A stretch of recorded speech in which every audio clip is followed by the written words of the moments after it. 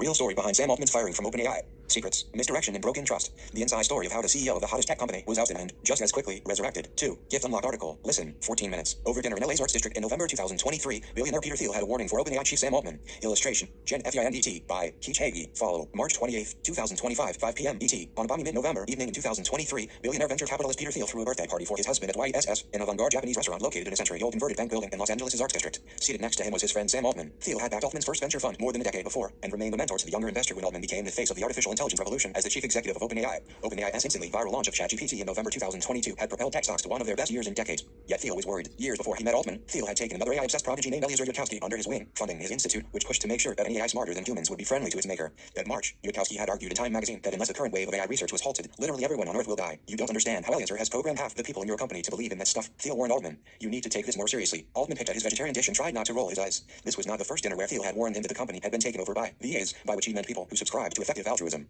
EA had lately pivoted from trying to end global poverty to trying to prevent runaway AI from murdering humanity. Thiel had repeatedly predicted that the AI safety people would destroy OpenAI. Well, it was kind of true of Elon, but we got rid of Elon. Altman responded at the dinner, referring to the messy 2018 split with his co-founder, Elon Musk, who once referred to the attempt to create artificial intelligence as summoning the demon. Nearly 800 OpenAI employees had been riding the rocket ship and were about to have the chance to buy beachfront second homes with the imminent close of a tender offer valuing the company at $86 billion.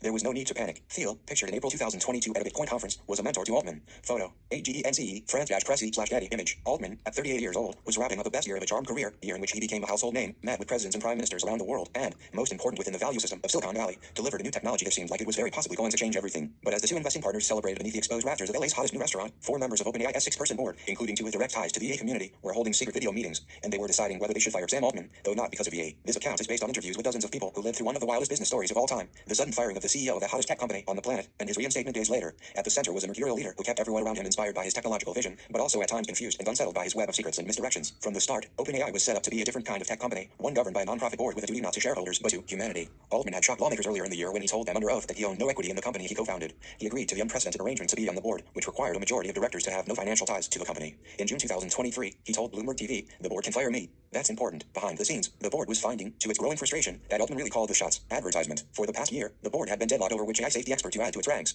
The board interviewed Ajay Apotra, an AI safety expert at the EA Open Philanthropy, but the process stalled, largely due to foot dragging by Altman and his co-founder Greg Brockman, who was also on the board. Altman countered with his own suggestions. There was a little bit of a power struggle, said Brian Chase-Guy, the Airbnb CEO who was one of the prospective board members. Altman suggested. There was this basic thing that if Sam said the name, they must be loyal to Sam, so therefore they're gonna say no. Altman presented at OpenAI's first developer conference on November 6, 2023, less than 2 weeks before he was fired by the board. Photo, Justin Sullivan Getty images. The dynamics got more contentious after 3 board members in the pro-Altman camp stepped down in quick succession in early 2023 over various conflicts of interest. That left 6 people on the non-profit board that governed the for-profit AI juggernaut, Altman, his close ally Brockman, their fellow co-founder Eliezer Yudkowsky, and 3 independent directors. These were Adam D'Angelo, the CEO of Quora and a former Facebook executive, Helen Toner, the director of strategy for Georgetown's Center for Security and Emerging Technology and a veteran of Open Philanthropy, and Tasha McCauley, a former tech CEO and member of the UK board of the EA Effective Ventures. Concerns about corporate governance and the board's ability to oversee Altman became much more urgent for several board members after they saw a demo of GPT-4, a more powerful AI that could ace the AP biology test, in the summer of 2022. Things like ChatGPT and GPT-4 were meaningful shifts for the board realizing that the stakes are getting higher here, Toner said. It's not like we are all going to die tomorrow, but the board needs to be functioning well. Advertisement. Toner and McCauley had already begun